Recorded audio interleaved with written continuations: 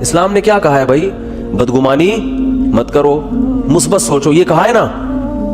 صحابی نے عرض کیا تھا یا رسول اللہ، ایک صحابی نے دیکھا نا آپ کی کیا نیکی ہے کہ نبی نے آپ کو دنیا میں جنت کی بشارت دی. انہوں نے کہا کچھ بھی نہیں، رات کو سب سے دل صاف کر کے سوتا ہوں. رات کو سوتا ہوں تو کیا کرتا ہوں؟ دل صاف. کہ بھائی جس نے الٹی بات کی اس کو سیدھا کر لیتا ہوں. یہی ہوتا ہے نا کہ وہ یہ جو کہہ رہا تھا یہ غلط مطلب نہیں، یہ اس کا صحیح مطلب بھی لیا جا سکتا ہے. وہ فلاں جو مجھ پہ غصہ ہوا تو اصل میں حسد کی وجہ سے نہیں، اس کے دل میں میری اصلاح کا جذبہ بہت زیادہ ہے، اس لیے وہ ایکسائٹیڈ ہو گیا. سمجھ رہے ہیں کہ نہیں سمجھ رہے ہیں؟ دل صاف کر کے سونا یہ بہت بڑی نیکی ہے. تو وہ کتنا زبردست لفظ تبلیغ والے بولتے ہیں، پازیٹیو کوشش کرتے ہیں نا. آپ سوچو کہ بھائی بڑے کا ادب اس لیے کیا جائے کہ اس کی نیکیاں آپ سے زیادہ ہیں، اس کی زندگی زیادہ ہے تو اس کو زیادہ نیکیوں کا ٹائم ملا ہے، تو غالب یہی ہے کہ نیکیاں اس نے آپ سے زیادہ کی ہوں گی. چھوٹے پہ شفقت یہ سوچ کے کی جائے کہ اس کے گناہ آپ سے کم ہیں.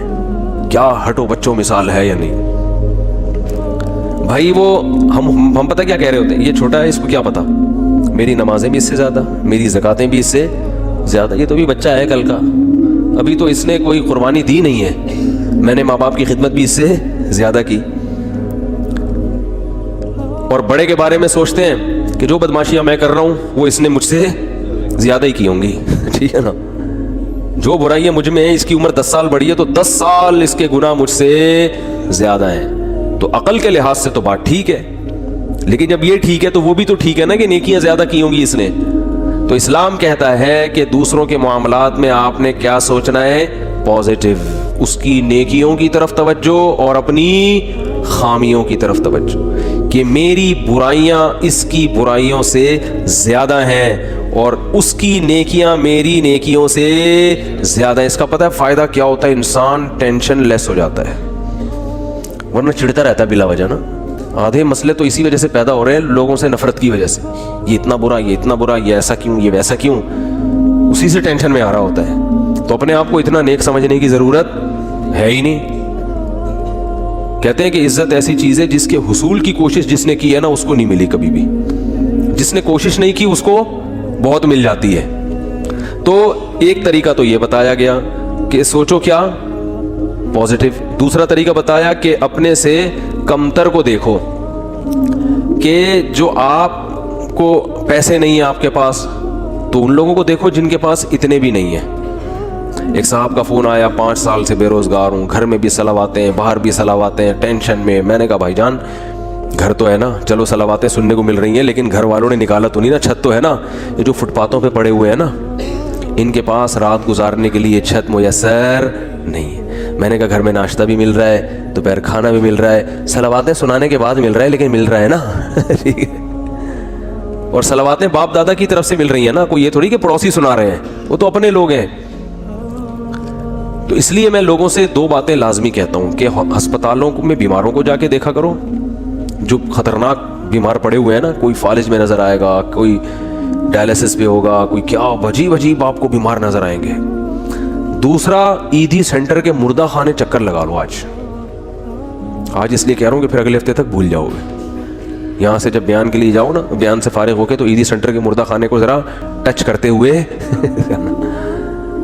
قبرستان میں تو اصل میں اس لیے عبرت نہیں ہو رہی، وہ مردہ تو نیچے چلا گیا نا، نظر تو آ نہیں رہا. وہ جب آپ ایدھی سینٹر کے مردہ خانوں میں جاؤ گے تو بڑے بڑے فنٹر آپ کو برف کی سیلوں پہ لیٹے ہوئے نظر آئیں گے. بڑی امیدیں تھیں، ہم یہ کریں گے، ہم یوں کریں گے، ایسا کریں گے. فی الحال بحریہ ٹاؤن میں 3 پلاٹ تو لے لیے، ایک اور ہو جائے، طارق روڈ کی 2-4 دکانیں بھی ہو جائیں، ذرا آباد علاقہ ہے، اور دوسری شادی بھی ہو جائے. مفتی صاحب کے بہت سارے ہم نے بیانات سن لیے. اور پھر ایک سر دبائے گی، دوسری پاؤں دبائے گی. ٹھیک ہے نا؟ ایک صاحب مجھے کہنے لگے میں دوسری شادی کا سوچ رہا ہوں کیونکہ میرے گھر میں بیگم جو ہے نا وہ کام کاج کرتی ہے، میری خدمت تو کپڑے وپڑے اس طرح نہیں ہوتے، تو ایک اور آ جائے گی تو اس کا کام کیا ہو جائے گا؟ ہلکا ہو جائے گا. وہ اس طرح کر دے گی یہ گھر کے. میں نے کہا میرا خیال ہے کوئی مریخ سے آیا ہوا آدمی ہے بھائی تو، کیونکہ زمین میں لوگ اس طرح کی باتیں، نارمل آدمی اس طرح کی باتیں نہیں کرتا. مریخ سے آیا ہوا ہوگا کہیں سے، اس کو پتہ ہی نہیں زمین میں. میں نے کہا تو کر کے تو دیکھ. کہہ رہے ایک روٹی پکائے گی، دوسری سالن پکائے گی. میں نے کہا ایک روٹی سے، جس بیلن سے روٹی پکاتی ہے نا، ایک اس بیلن سے تیرا سر دھونے گی، اور دوسری جس چمچے سے کھانا پکاتی ہے اس چمچے سے وہ چمچہ تیرے سر پہ چلائے گی. تو آپ کہتے ہو یا تو کبھی ترغیب دیتے ہو کبھی ڈراتے ہو. تو میں ترغیب دیتا ہوں مگر اس نیت سے نہیں کہ ایک پاؤں دبائے گی تو ایک کھانا پکائے, یہ نہیں ہوگا. ہو سکتا ہے دونوں کو ہوٹل سے کھلانا پڑے لا کے کہ تم چپ کر کے بیٹھ جاؤ, لڑو نہیں, خدا کا واسطہ کھانا میں پکاؤں گا. تو یہ سب چیزیں یہ سوچ کے کرنے کا کہتا ہوں میں. تو خیر, تو دو چیزیں اور بھی بہت ساری چیزیں اس میں. بنیادی چیز کیا ہے, بیماروں کو دیکھو, معذوروں کو دیکھو. میں ایک واقعہ سنایا میں نے پچھلے ہفتے, پتہ نہیں یاد نہیں مجھے سنایا یا نہیں سنایا. ابھی میں سفر تھا میرا اسلام آباد میں, تو وہاں ہمارے ایک جاننے والے ملے. انہوں نے وہاں اسلام آباد میں ایک بہت بڑے تاجر ہیں, بہت بڑے تاجر ہیں, کروڑوں روپے کا بزنس ہے ان کا واقعہ سنایا کہ جوانی میں اس آدمی کی آنکھوں کی بینائی چلی گئی. کوئی بیماری ہوئی ہے, بس ایک دم بینائی چلی. ہو جاتا ہے بعض دفعہ, کوئی ایسا اٹیک ہو جاتا ہے, وہ بیچارہ علاج کرا کے تھک گیا, اس کی بینائی واپس نہیں آئی. تو انہوں نے بتایا کہ وہ ایک دن نیچے نا اسلام آباد میں وہ بنگلہ ہے اس کا جہاں وہ رہتا ہے, نیچے ایک شکرکندی بیچنے والے نہیں ہوتے, کندھے پہ رومال ہے, شکرکندی بیچ رہے, شکرکندی نہیں سوری, یہ جو بھٹا بیچ رہے ہوتے ہیں نا, دانے, مکئی کے دانے بیچ رہا تھا. کہہ رہے ہیں اس نے اپنے دوست سے کہا, اس مکئی کے جو دانے بیچ رہا ہے نا, آواز آئی نا اس کی, تو اس کو جا کے بولو کہ یہ جب ان اسلام آباد کے بنگلوں میں گھومتا ہوگا احساس کمتری کا شکار ہوتا ہوگا کہ یار میری ایک ریڑھی, مکئی کے دانے, اور میں کیا کتنی ایک اس پہ ایک 5 روپے بچا لیتا ہوگا زیادہ سے زیادہ ہے بھائی. تو میں غریب آدمی اور یہ کتنے بڑے بڑے لوگ ہیں جن کے بڑے خوبصورت بنگلے, اور میں ایسا غریب. تو اس نے, جس کی آنکھوں کی بینائی چلی گئی نا, اس نے کہا اپنے دوست سے کہ اس کو جا کے بتاؤ کہ تو اپنی آنکھیں مجھے دے دے اور میرا بنگلہ لے لے, اور یہ بھٹے کی ریڑھی کس کو پکڑا دے, مجھے پکڑا دے, میں اس پہ راضی ہوں. یعنی اگر یہ قدرت میں ممکن ہے, بہت مشکل ہے بات سمجھانا.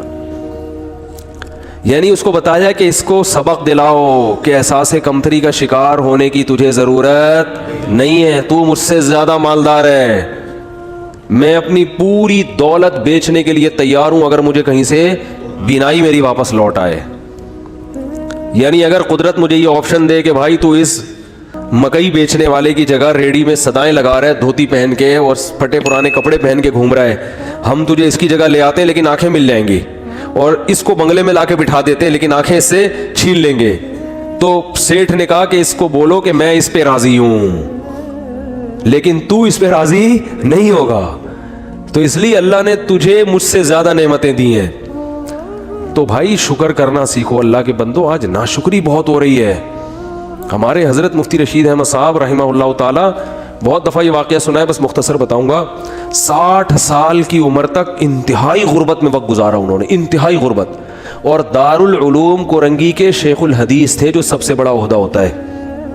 یہ جو لوگ آج مولویوں کو صبح شام برا بلا کہتے ہیں نا, ان اکابر نے, ان مولویوں نے اس طرح پیٹ کاٹ کے دین کو بچایا ہے. سمجھ رہے ہو, پیٹ کاٹ کے, اتنے بڑے بڑے عہدوں پہ بھی تنخواہیں نہیں ہیں, ایسے پیٹ کاٹ کے دین کو بچایا ہے. تو حضرت فرماتے ہیں کہ ہمارے پاس صبح ناشتے میں انڈا خریدنے کے پیسے نہیں ہوتے تھے, روزانہ دال. ایک دن ایک مہمان نے کہا کہ آپ کے جب بھی آؤ دال ہی پکی ہوئی ہوتی ہے. حضرت فرماتے ہیں ہم نے تو کبھی سوچا بھی نہیں تھا روزانہ دال کھاتے ہیں. اس نے کہا کہ روز دال پکی ہوئی ہوتی ہے. تو حضرت نے فرمایا, میں نے کہا حلال اتنا ہی ملتا ہے. حلال کیا ہے, اتنا ہی ملتا ہے. تو حضرت فرماتے ہیں اس کے بتانے سے ہمیں خیال آیا کہ واقعی ہم اتنے دنوں سے دال کھا رہے ہیں. آپ کہہ سکتے ہیں وہ غریب گھر میں پیدا ہوئے ہوں گے, ایسا نہیں ہے. ہمارے حضرت انڈیا کا جو پنجاب ہے نا, لدھیانہ, اس کے جو چودھری گھرانہ ہوتا ہے نا, بڑے وڈیرے, ان گھروں میں پیدا ہوئے تھے.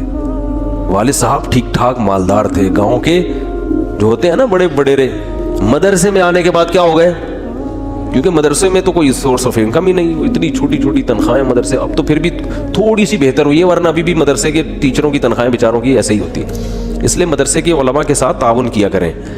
سمجھ رہے ہو کہ نہیں سمجھ رہے؟ لوگ دیکھتے ہیں بعض علماء کو بڑے لینڈ کروزر, یہ وہ, ان کو دیکھ کے لوگوں کو دھوکہ آتا ہے, وہ سمجھتے ہیں سارے ایسے ہی ہوتے ہوں گے. ضرور تھوڑی سارے, وہ تو بیچارے چندے کو اللہ مال دے دیتا ہے, بیچارے زیادہ تر تو غریب ہی ہوتے ہیں اور مانگتے نہیں کسی سے. تو یہ عوام کی ذمہ داری ہے کہ وہ ان کے ساتھ تعاون کرے تاکہ وہ دین کے کام دل جمی کے ساتھ کر سکیں, لیکن وہ مانگتے نہیں کسی سے. اور جو مانگ رہے ہوتے ہیں وہ صحیح, وہ عالم جو بھیک مانگ رہے ہوتے ہیں نا لوگوں سے, کبھی اس سے وہ عالم نہیں ہوگا, اس کی تحقیق کرو. تو تو ہمارے دینی مدارس میں بہت سے علماء ہیں بیچارے دن رات تدریس میں لگے ہوئے ہیں, کبھی کسی کے سامنے اپنی حاجت پیش نہیں کرتے. تو ہمارے حضرت فرماتے ہیں کہ ان حالات میں جب میرے پاس انڈا خریدنے کے پیسے نہیں ہوتے تھے اور میں سال میں ایک مرتبہ اپنے شیخ کی زیارت کے لیے لاہور جایا کرتا تھا, تو وہ جو سال میں ایک مرتبہ ان کی خدمت میں جاتے تھے تو ہر مہینے تنخواہ سے تھوڑے تھوڑے پیسے بچا کے سال میں ایک مرتبہ اس قابل ہوتے تھے کہ بس یا ٹرین کا کرایہ جمع ہو جاتا تھا. لیکن آپ دیکھو اہل اللہ کی صحبت کی اہمیت کتنی تھی, کیونکہ اگر یہ صحبت نہ ملتی نا تو پھر غربت میں یہ توکل نہیں ہوتا. تو اپنے شیخ سے ملنے کے لیے جایا کرتے. ہمارے ہاں بزرگ ہوتے ہیں اس لیے ہم بزرگوں کی زیارت کے بھی قائل ہیں. بعض لوگوں کے ہاں بزرگ کا سیٹ اپ ہی نہیں ہے, بزرگی کا سسٹم ہی ختم ہو گیا ان کے ہاں. تو جن کے ہاں ہوتا ہے ان کے ہاں یہ سارے سیٹ اپ ہوتے ہیں, ٹھیک ہے نا, کہ وہ اپنے بزرگوں کی زیارت بھی کرتے ہیں. بعض لوگوں نے ہر بزرگ میں اتنے کیڑے نکال لیے کہ معاشرے سے بزرگوں کو ہی کیا کر دیا ہے, بزرگی معاشرے سے شارٹ ہو گئے ہیں. ایسا نہیں ہوتا, ہر دور میں بزرگ ہول سیل کے حساب سے رہیں گے. تو خیر, تو حضرت فرمایا کرتے تھے اس کنڈیشن میں اپنے آپ کو دنیا کا سب سے بڑا سیٹ سمجھتا تھا. فرماتے ہیں کہ میں یہ حالات بیان کرتے ہوئے بھی ڈر لگ رہا ہے کہ ناشکری نہ ہو جائے. پھر اللہ نے 60 سال کی عمر کے بعد حضرت کو بہت پیسہ دیا, پھر اسٹائل ہی چینج ہو گیا تھا حضرت کا. بھائی جب اللہ نے غریب رکھا ہے تو غریبوں کی طرح, جب پیسہ آیا تو پھر وہ حدیث ان اللہ یحب ان یرا اثر نعمتہ علی عبدہ, اللہ چاہتے ہیں کہ جب اللہ نے کسی کو نعمت دی ہو. صحیح بخاری کی حدیث ہے کہ ایک صحابی کو دیکھا پراگندہ حال, پوچھا کیا تمہارے پاس پیسہ نہیں ہے؟ فرمایا ہاں. تو فرمایا کہ نظر کیوں نہیں آ رہا؟ تو امیر آدمی کی سواری, امیر آدمی کا گھر, امیر آدمی کا لباس اور امیر آدمی کی خوراک, ان 4 چیزوں سے پیسہ جھلکنا چاہیے. سمجھتے ہو کہ نہیں سمجھتے؟ اگر آپ کو اللہ نے خوب پیسہ دیا ہے اور ہونڈا 50 رکھی ہوئی ہے آپ نے اور اس پہ گیس لگوائی ہوئی ہے تو یہ نعمت کی ناقدری ہے, یہ سادگی نہیں ہے. اگر آپ کو پاس ٹھیک ٹھاک پیسہ ہے اور آپ لنڈے کی پینٹیں پہن کے گھوم رہے ہو تو یہ نعمت کی ناشکری.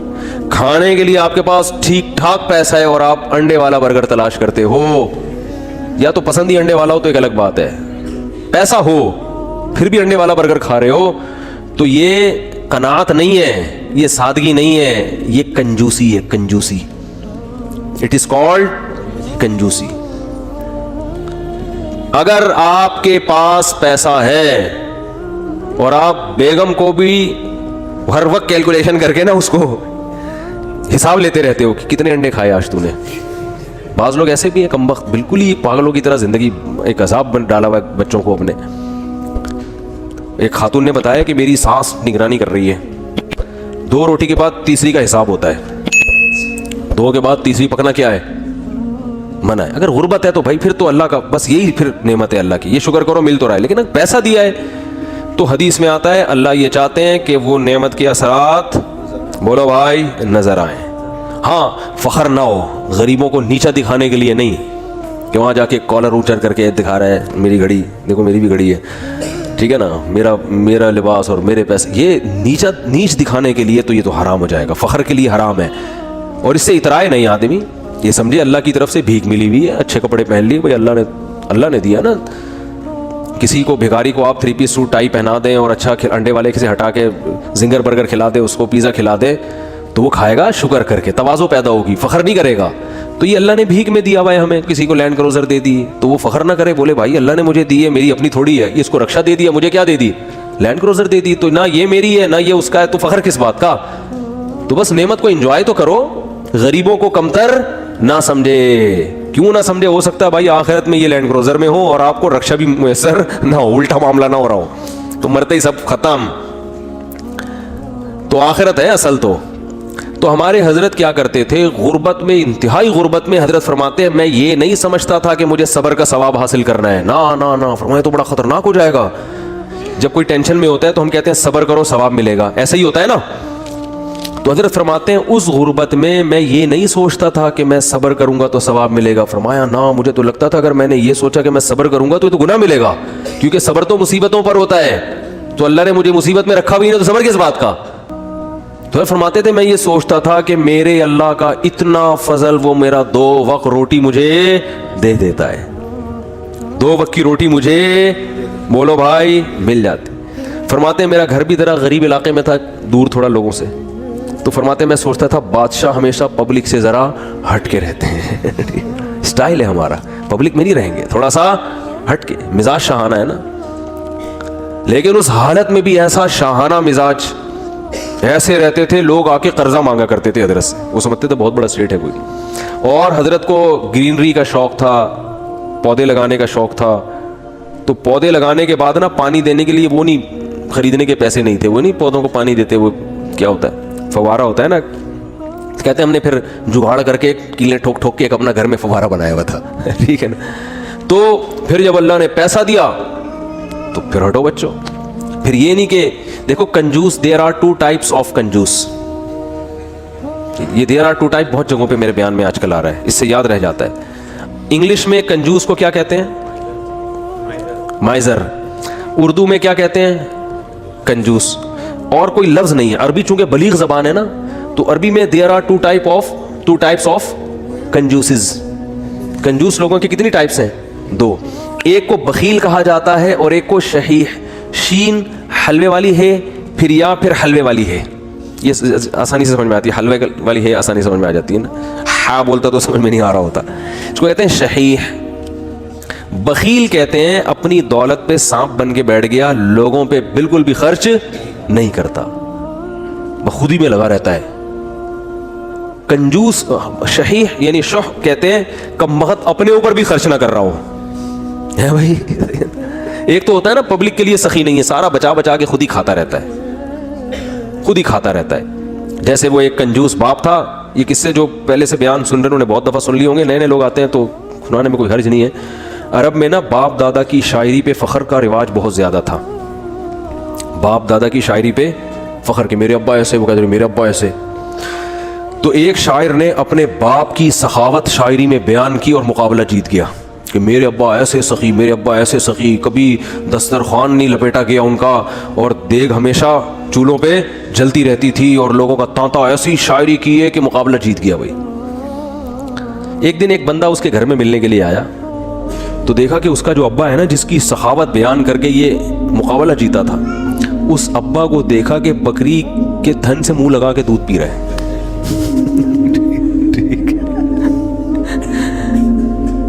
اس نے بولا یار یہ آپ کے ابا کیا کر رہے ہیں؟ اس نے کہا اصل میں ابا میرے جو ہے نا, یہ جب گلاس میں دودھ نکالیں گے تو دھار کی آواز سن کے بچے آ جائیں گے دودھ مانگنے. اپنے ہی بچے ابا کے, دوسرے بھائی ہیں ان کے. تو میرے ابا کو یہ پسند نہیں ہے کہ یہ دودھ بچے پئیں, اس لیے بچوں کو آواز آ جائے تو ڈائریکٹ تھنوں سے دودھ لگا کے پئیں. کہہ رہے یہ وہ ابا ہیں جن کی سخاوت بیان کر کے میں نے مقابلہ جیتا ہے. لیکن یہ ابا بخیل تھا, شحیح نہیں تھا. اپنے اوپر تو خرچ کر رہا ہے نا کہ چلو بچوں پہ نہیں کھلا رہا, کم بخت خود ہی پی رہا ہے سارا دودھ. وہ دیسی گھی والا بھی سنانا پڑے گا یار, کیا کرے یار. وہ ایک کنجوس ہاتھ جلدی سناؤں گا جو کئی دفعہ لوگوں نے سنا, وہ پھر بور ہو جاتے ہیں. ایک کنجوس دیسی گھی لے کر آیا, ڈبہ لے کر آیا, تو بچوں سے کہا کہ اس کو کھولنا نہیں ہے, ڈبے سے لگا لگا کے کھاؤ نا, کیونکہ باہر بھی چکنائی ہوتی ہے نا. جب یہ ڈبہ بالکل چکنائی ختم ہو جائے گی نا, پھر ڈبہ کھلے گا اندر سے. اسی دوران اس کا سفر ہوا تو اس نے اس خطرے سے کہ ڈبہ بچے کھول نہ لیں, الماری میں لاکر میں ڈبہ بند کر کے چلا گیا. 1 مہینے بعد آیا, بچوں سے پوچھا دیسی گھی تو نہیں, ڈبہ تو نہیں کھولا؟ نہیں ابا. پھر کیا کرتے تھے؟ ابو الماری سے روٹی لگا لگا کے کھاتے تھے. ایک تھپڑ مارا ان کو, کہہ رہے کم بہت کچھ دن گھی کے بغیر صبر نہیں کر سکتے. اٹ از کالڈ کنجوس. یہ شحیح نہیں ہے, کیونکہ خود تو استعمال کرے گا نا, چپ چپ کے کھائے گا. تو وہ بھی جو بکری کے تھنوں سے منہ لگا کے دودھ پی رہا ہے, کم از کم خود تو پی رہا ہے نا. اور کنجوس کی جو سپرلیٹو ڈگری ہے وہ یہ ہے کہ خود بھی نہ پیے کہ دودھ کم نہ ہو جائے. تھنوں میں دودھ جمع ہوتے دھونے دے رہا ہے یار, کہیں کم نہ ہو جائے, پھر 2 قطرے نکالے کہیں سوکھ نہ جائے, بس اتنا. تو یہ آج معاشرے میں, پہلے تو ہم ان چیزوں کو لطیفہ اور مذاق سمجھتے تھے, لیکن جب آدمی چلتا پھرتا ہے نا, دیکھو ہم نے تو 8-10 سال علماء کے ساتھ گزارے, پبلک سے ہمارا ریلیشن ہی ختم ہو گیا تھا. جب مدرسوں میں گئے نا, وہ سارے دوستیاں یاریاں چھوڑ گئی, بالکل ایک علماء صلحاء کے ساتھ بیٹھنا, ان کی سخاوتیں ہم نے اتنی دیکھی ہم حیران ہوتے تھے. जब पब्लिक में दोबारा जाना हुआ ना तो फिर एक अजीब माहौल नजर आया कि यार ये क्या हो रहा है। तो हमने ऐसे लोग भी देखे दूसरों पे खर्च नहीं करते, और ऐसे भी देखे जो अपनी जान पे भी खर्च करने के लिए तैयार नहीं है। बचाओ बचाओ बचाओ बचाओ। भाई तू खरीद ले गाड़ी यार, क्या जा रहा है, अच्छी गाड़ी में घूम ले भाई तू। अच्छे लोग भी मिलते हैं। एक साहब का वजन जरा ज्यादा था, वो गाड़ी में 2 सीटें बुक कराते थे जब भी बस में जाना होता ना। मुझे कहने लगे यार मैं थोड़ा सा भारी हूं तो मुझे चिपक के बैठना पड़ता है, तो पिछली आधी सीट मैं ले लेता हूं। ड्राइवर से बोलता हूं इस पे 2-3 बंदों से ज्यादा नहीं बैठेंगे, मैं डबल टिकट दिया है। मुझे अच्छा लगा। उन्होंने कहा यार सहूलत के लिए इंसान पैसे कमाता है तो सफर तो तमीज से गुजर जाए ना। तो पैसे खर्च करना सीखो अल्लाह के बंदो। जो काम पैसों से हो सकता है वो खुद नहीं करो, ठीक है ना। जो अल्लाह ने अगर दिया है पैसा, खुद कुछ और कर लो, फिर टाइम बचाओ अपना। तो मेरी आदत पता है क्या है, मेरे पास अगर पैसे होते हैं तो मैं अपना टाइम को बचाने की बड़ी फिक्र करता हूं। अभी गाड़ी पंचर थी, पंचर भी नहीं हवा कम थी, तो मैंने किसी से कहा यार तू डलवा के ले आ। मेरे दिल में सोचा इसको ज्यादा पैसे दे दूंगा मैं, जितना इनके बनते हैं थोड़े से क्या हो जाएंगे कि ये काम भी इन्हीं से ले लो यार, अपना टाइम में किसी और चीज में लगा लो, ठीक है ना। अगर हैं अल्लाह ने दी हैं, बाज़ दफ़ा होते हैं बाज़ दफ़ा नहीं भी होते हैं। आदमी खुद ही धक्का लगा के बाइक को घसीट के ले जा रहा होता है तो वो भी ठीक है। तो जब हो तो अलग हुक्म है, जिस दिन जेब में नहीं है तो फिर अलग हुक्म है। तो क्या बात चल रही थी, हाँ, तो हमारे हजरत के पास जब पैसा आया तो फिर हजरत शोरूम में गए, फरमाया गाड़ी चाहिए। उन्होंने कहा कौन सी गाड़ी है? फरमाया गाड़ी दिखाओ, गाड़ी जिसको क्या कह सकते हो, लोग बोलेंगे ये क्या है, लोगों में फख्र के लिए नहीं, अपने सुकून के लिए। तो फिर हजरत ने कुवैत के शहजादे से गाड़ी खरीदी थी माजरत के साथ। किससे गाड़ी खरीदी? अपना घर नहीं बनाया, इसलिए कि फरमाया कि मेरी उम्र अब 65 साल हो गई, अपना ज़ाती घर का क्या करना है मैंने। बच्चे स्टेबल है, उनको लिए भी कोई प्रॉपर्टी बनाने की ज़रूरत नहीं, सब अच्छा उनकी जॉब भी हो गई थी बच्चों की, मदीना यूनिवर्सिटी चले गए थे, तो ज़रूरत ही नहीं है। उन्होंने कहा कोई ज़रूरत ही नहीं है घर वर बनाने की, तो गाड़ी खरीदो अच्छी, गाड़ी की इस्तेमाल में आ रही है। लेकिन हमारे यहाँ 65 साल में पैसा आए तो सबसे पहले टेंशन क्या होगी, यार आज तक ज़ाती घर नसीब नहीं हुआ, क्या होना चाहिए अब? अबे अब तो पैसा आया, 10-15 साल रह गए, खा लो यार बैठ के, अच्छा खा लो। सारी टेंशन लेके बहरिया टाउन में मकान की फिक्र में लगा देगा वो। यानी पैसा आने के बाद टेंशन खत्म होने के बजाय बढ़ जाती है टेंशन। तो फिर आखिर में जब बहुत अल्लाह ने पैसा दे दिया तो फिर हजरत ने अपनी अहलिया के लिए एक फ्लैट खरीद लिया था कि मेरे इंतकाल के बाद इनके लिए पास कोई क्या हो, ठिकाना। खुद नहीं शिफ्ट हुए इसमें कि मैं जब इंतकाल हो जाएगा तो ये यहाँ रह लेंगी। अल्लाह ने इतना दे दिया, उन्होंने कहा चलो एक फ्लैट उनके लिए ले लेते हैं, दुनिया से जाने के बाद उनके पास क्या होगा, एक ठिकाना हो जाएगा। तो आसान जिंदगियां इन लोगों ने गुजारी। तभी जब भी उनके पास जाओ, जब गुर्बत में तो भी खुश, पैसा आया तो भी खुश, एक जगह बहुत पैसा डूब गया तो कारोबार में लगाया तो भी खुश। इतनी सी कहते हैं ना पेशानी पे कोई लकीर आ जाए ना कि इतना। और उस दौर में जिन लोगों ने उस कारोबार में पैसा लगाया था उनमें बहुत से हार्ट अटैक से मर गए थे। ज़िया-उल-हक के दौर में अलायंस का एक बिजनेस आया था, कंपनी थी, जो बड़े बूढ़े लोग हैं उनसे पूछें आप, इस्लामी मुजारबत के नाम से शुरू किया उन्होंने और लोगों के लाखों करोड़ों रुपए डूब गए थे, बहुत से लोग हार्ट अटैक से मर गए। हजरत ने उनका नाम शुहदाए अलायंस रख दिया। फरमाया ये अच्छी शहादत नहीं है। अल्लाह पूछेगा क्यों जान दी? ए अल्लाह इस पैसे के पीछे टेंशन हो। तो अल्लाह कहेगा कम वक्त मुसाफिर खाना था, 2 रोटी सुबह तुझे मिलती थी, 2 रोटी। और इनको तो मालदारों को तो जिनके पैसे इतने डूब रहे हैं तो और ज्यादा लग्जरी लाइफ स्टाइल होता है, तो ज्यादा से ज्यादा घर बिक जाएगा तो किराए पे रह ले। अरे W11 में सीट ना मिले तो लटक के सफर कर लो यार, क्या जा रहा है, सफर ही है ना, आगे स्टेशन पे आगे अड्डे पे उतर जाना है। अब आपको चूंकि सीट नहीं मिली, अब आप गए ड्राइवर के पास, बोले अबे मुझे बस के नीचे दे के मार दे या गोली से मारूंगा। मुसाफिर खाना है मेरे भाई, बैठने की जगह मिल जाए बहुत अच्छा, नहीं तो लटक के। देखो सफर समझते हैं ना, तो अंगूठा टिकाने की जगह मिल जाए ना, उस पर भी लोग सफर कर लेते हैं। कंडक्टर से बोल लेते हैं तू बस हट जा थोड़ा सा, इतना सा पाँव टिकाने की जगह मिल जाए भाई, अगले अड्डे पे उतरना है। हमारे साथ तो ऐसा, हम तो जब आजकल तो मैं थोड़ा मशहूर हो गया हूँ तो कहीं जा नहीं सकता ऐसे, वरना W11 का जो मज़ा है वो अब अल्लाह जन्नत में ले जाए तो W11 में सफ़र ज़रूर करेंगे वहाँ पे। अब थोड़ा मशहूर हो गए तो वो सब पहचान जाते हैं, फिर एक बड़ा मसला हो जाता है। तो वरना हमने तो बहुत दफ़ा ऐसे सफ़र किया है, जा रहे हैं तो चलो जी सीट पे जगह मिल गई ठीक है, नहीं तो पायदान पे लटक के, नहीं तो पीछे खड़े हो जाओ, बस छत पे बैठ जाओ, इंजॉय करो। ठीक है, कैसा मजा आ रहा था, छत पे बैठे जा रहे हैं। तो कहां से कहां बात चली गई। तो جو میں یہ پورا واقعہ اس پہ سنا رہا تھا, ہمارے حضرت کیوں اپنے آپ کو اتنا مالدار سمجھتے تھے, کیوں سمجھتے تھے؟ اس لیے کہ حضرت فرماتے تھے جو بیسک بنیادی ضرورتیں اللہ نے پوری کر دی, اور بہت سوں کے پاس تو یہ بھی نہیں ہے. گھر تو ہے نا سر چھپانے کو, چاہے کرائے پر ہو, ہے تو نا, بہت سے تو روڈ پہ سو رہے ہیں. کیا حالات ہیں لوگوں کے گھروں میں, جا کے دیکھو پتہ چلتا ہے کیسی خطرناک بیماریاں لگی ہوئی ہیں. تو اسلام نے ہمیں, جو میں آیت پڑھ رہا تھا اس میں یہ بتایا کہ تم اس خوش فہمی میں مت رہو کہ جس حالت میں آج ہو ہمیشہ اسی حالت میں رہو گے. اللہ نے تم سے ایسا کوئی ایگریمنٹ نہیں کیا ہے. تو اب کرنا کیا ہے؟ عمل کو فوکس کرنا ہے, عمل. تو اللہ تعالیٰ نے قرآن میں کیا فرمایا کہ کسی کتاب میں نہیں لکھا. ہاں, تو اب مسئلہ یہ ہے کہ جس خوشی میں انسان ہوتا ہے اس میں اللہ کو بھول جاتا ہے وہ. تو اسی خوشی میں اللہ کو یاد رکھنا ہے. اس کا فائدہ یہ ہوگا کہ جب کوئی ٹینشن کا معاملہ آئے گا تو پھر اللہ آپ کو یاد رکھے گا. کیسے یاد رکھے گا؟ یا تو وہ ٹینشن دور کر دے گا, یا اس ٹینشن میں اللہ آپ کو صبر کی توفیق دے گا, حوصلہ دے دے گا اللہ آپ کو. خودکشی کے خیالات نہیں آئیں گے آپ کے دل میں. پیغمبروں کی سیرت اٹھا کے دیکھیں, کیسے کیسے غموں میں زندگی گزری, مگر ان غموں میں بھی انہوں نے ڈپریشن کی گولیاں بولو نہیں کھائی ہیں. ہمیشہ ان کی زبان سے اچھے الفاظ نکل رہے ہیں. اعلم من اللہ ما لا تعلمون, میں اللہ کے بارے میں وہ کچھ جانتا ہوں جو تم نہیں جانتے. یعقوب علیہ السلام کہہ رہے ہیں.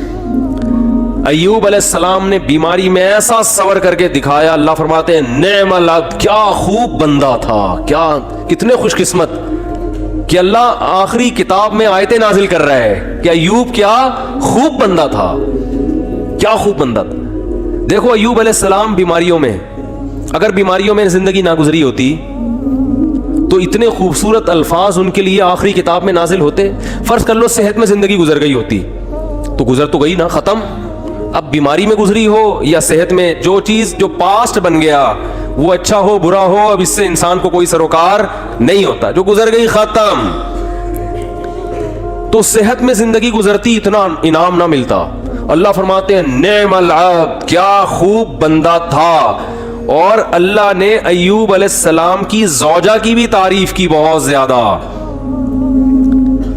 ایوب علیہ السلام جب بہت شدید بیمار تھے نا, تو عام طور پر کیا ہوتا ہے, بیگم صاحبہ خدمت کرتی ہے, میرے میاں کیا ہو گئے, بیمار ہو گئے, کوئی بات نہیں, 1 دن خدمت 2 دن خدمت, اس کے بعد کہے گی بھائی جان چھڑاؤ, میری کیا ہو گئی ہے, بولو نا, شادی ہو گئی ہے. آج کل مارکیٹ میں جو میرا بیان خواتین سن رہی ہیں ان کے علاوہ کی بات کر رہا ہوں, ان کے ساتھ یہی مسئلہ ہو رہا ہے کہ میاں بے روزگار ہو گیا, بیمار ہو گیا, تو اب بھائی جب شریک حیات کا مطلب کیا ہوتا ہے, زندگی بھر آپ کے ساتھ شریک. نکاح میں اور زنا میں تو یہی فرق ہے نا بنیادی. شریک حیات کا مطلب یہ ہے کیا, خوشی اور غم میں آپ کے ساتھ, آپ بھی اس کے ساتھ. دیکھو شادی سے پہلے کوئی فالٹ سامنے آ گیا, نہیں کرو شادی, آپ کو اختیار ہے. جو فالٹ شادی کے بعد پیدا ہو رہا ہے وہ تو پھر آپ کی قسمت ہے نا. ارے عورت کی شادی ہوئی میاں سے, اگلے دن ایکسیڈنٹ ہوا, لنگڑا ہو گیا, تو ہو گیا, وہ قسمت ہے, برداشت کرو, کیا کہہ رہے ہیں, ٹھیک ہے نا. آپ یار سمجھ میں نہیں آ رہی بات. دیکھو ایک آدمی نے نکاح کا پیغام بھیجا, پہلے سے پاؤں سے معذور تھا, تو عورت لڑکی والوں نے اس بیس پہ ریجیکٹ کر دیا. ان کا حق ہے, کر سکتے ہیں, لیکن بالکل صحیح فٹ فاٹ رخصتی بھی ہو گئی. اگلے دن خوشی میں بائک میلیاں لگاتا ہوا جا رہا ہے کہ میری شادی ہو گئی اور رخصتی بھی ہو گئی. ہو سکتا ہے گرے, ٹانگ کی ہڈی ٹوٹ گئی. اب یہ تھوڑی کہ عورت کھلا لے کے بھاگ جائے کہ میری تو لنگڑے سے شادی ہوئی ہے. شادی ہو کے لنگڑا ہوا ہے, لنگڑے سے شادی نہیں ہوئی. سر آپ کی شادی ہوئی, پہلے سے پتہ چلا بیگم کے ساتھ یہ مسائل ہیں, نہ کرو شادی بھائی. آپ کس نے کہا صحیح تھی, نکاح کے بعد بیماری ہو گئی, ٹھیک ہے نا, کوئی مسئلہ کھڑا ہو گیا, تو اب عزت دار آدمی اس بیس پہ ڈیورس نہیں دیتا, بلکہ دعائیں کراتا ہے. مولوی صاحب میری زوجہ کے لیے دعا کریں, اللہ صحت عطا فرمائے. اولاد نہیں ہو رہی, دعا کریں اللہ صحت عطا فرمائے, ٹھیک ہے نا. زبان میں لکنت پیدا ہو گئی ہے, دعا کریں اللہ. تو میں تو ان کو کہتا ہوں اگر لکنت پیدا ہو گئی ہے تو بڑا فائدہ ہے تمہارا, کیونکہ جتنی دیر میں وہ برا بلا کہے گی نا, اتنی دیر میں آپ کام نمٹا کے آ جاؤ سارے. ٹھیک ہے, وہ ابھی اسٹارٹ لے گی آپ کو سمجھانا, اتنی دیر میں آپ کیا کرو, ذہن تیار کر کے آ جاؤ کہ یہ الٹا سیدھا بولنے والی ہے, تو برداشت کرنا ہے. تو وہ اچھا اس پہ بھی 2-3 چٹکلے, لیکن وہ زیادہ ہو جائیں گے. تو اب مسئلہ یہ ہے کہ عزت دار آدمی کیا کرے گا, اس کو اپنی قسمت سمجھ کے برداشت. ہاں اختیاری فالٹ ہے تو ایک الگ بات ہے نا, قدرتی فالٹ نہیں ہوا بلکہ اپنے اختیار سے کچھ غلط کر رہی ہو تو ایک الگ بات ہے. بھئی یہ تو قدرت کی طرف سے اس کی ٹانگ ٹوٹ گئی, اس کو لکوا ہو گیا, اس کو فالج ہو گیا. تو آج تک یہی ہوتا آ رہا ہے, ہم نے دیکھا ہے بیوی کو فالج ہو گیا تو مرد اب اس کو رکھ رہا ہے, بھئی اس کی خدمت کر رہا ہے, علاج کر رہا ہے, لوگوں سے دعا کروا رہا ہے, یار میری بیگم کے لیے دعا کرو. ایسے موقع پہ عزت دار آدمی طلاق نہیں دیتا, وہ کہتا ہے بھائی اب برداشت کرو یار, میری قسمت ہے. تو عورت بھی برداشت کرتی تھی پہلے زمانے میں, آدمی بھی برداشت کرتا تھا. اب دونوں نے برداشت کرنا چھوڑ دیا ہے. کیوں؟ دنیا ہی کو اصل بنا لیا ہے. سارے مزے کہاں اڑانے ہیں دنیا میں. اب دنیا کو ہی اصل بنا لیا ہے تو اب بس ہر چیز کیا ہونی چاہیے؟ پرفیکٹ, ایک دم موقع کی رپورٹ ہونی چاہیے ہر معاملے میں. تو یہ تو بھائی گوروں کا نظریہ ہے, یہ مسلمان کا نہیں ہے. تو میں ایوب علیہ السلام کا بتا رہا تھا کہ وہ شدید بیماری میں, وہ بیماری کیا تھی اس کا تفسیر میں کوئی ذکر نہیں ملتا نہ حدیث میں, بس کوئی بہت سخت بیماری تھی جس میں بہت طویل عرصے مبتلا رہے ہیں. تو اللہ نے ان کی زوجہ کا بھی خیال کیا. ان کی زوجہ نے اپنے میاں کی کئی سال خدمت کی ہے, کئی سال خدمت کی ہے. تو اب کیا ہوا کہ ایک دن خدمت میں تھوڑی سی کوتاہی ہوئی تو حضرت ایوب علیہ السلام کو غصہ آ گیا اور انہوں نے کہا کہ میں اگر ٹھیک ہو گیا نا میں تجھے 100 ڈنڈے ماروں گا. صحیح ہے نا, کیونکہ بیمار آدمی چڑچڑا ہو جاتا ہے نا, تھوڑا سا اس میں برداشت کم ہو جاتی ہے. اب بیچاری بیوی اتنی خدمت کر رہی ہے لیکن تھوڑی سی کوتاہی ہوئی تو ان کو غصہ آ گیا. انہوں نے کہا کہ اللہ کی قسم میں ٹھیک ہو گیا تو 100 ڈنڈے ماروں گا. تو اللہ نے ٹھیک کر دیا. اب پیغمبر پریشان کہ اتنی نیک بیوی جس نے اتنی خدمت کی, وہ کہ اس کو 100 ڈنڈے ماروں گا, تو بولے کہ ٹھیک نہ ہوتے تو ہی اچھا تھا بھائی. ٹھیک ہے نا. تو قرآن کے الفاظ دیکھو, خذ بیدک ضغثا فاضرب به ولا تحنس. اے پیغمبر آپ قسم بھی نہیں توڑ سکتے, آپ تو پیغمبر ہیں, اور بیوی اتنی نیک ہے اس کو مارنے کی اجازت نہیں ہے, اس کو آپ نے 100 ڈنڈے نہیں مارنے. اب قسم پوری کرنے کے لیے ایک جھاڑو لیں جس میں 100 تنکے ہو, ایک ہی دفعہ لگا دیں بس.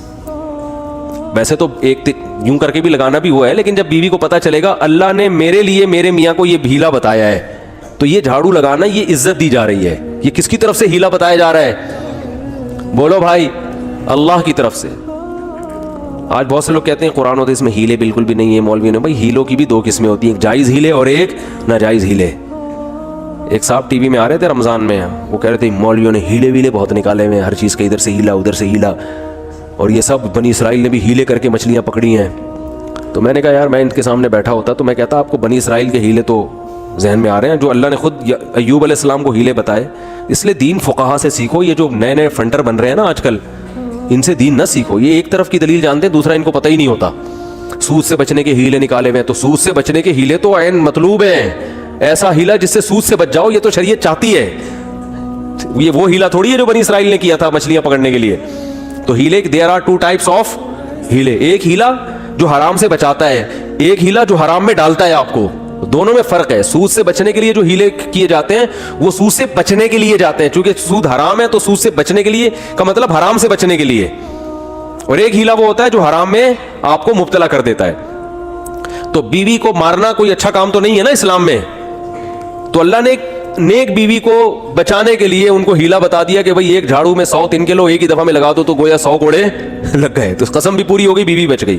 تو یہ اللہ نے حضرت ایوب علیہ السلام کی وائف کو, ان کی زوجہ کو, ان کی اہلیہ کو اتنا پروٹوکول کیوں دیا کہ قرآن میں ان کا تذکرہ بھی کر دیا.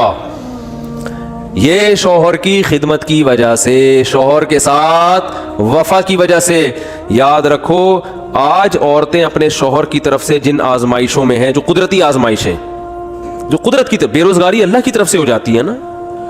بھائی میاں کا روزگار چھوٹ گیا, یہ تو اللہ ہے جس کو چاہتا ہے رزق کشادہ دیتا ہے, جس کی چاہتا ہے روزی بند کر دیتا ہے. وہ بیچارہ اپنی طرف سے محنت کر رہا ہے لیکن بے روزگار ہو گیا, نہیں کاروبار حرکت میں آ رہا, تو یہ اللہ کی طرف سے ہے. خود سے نالائق ہو تو ایک الگ بات ہے.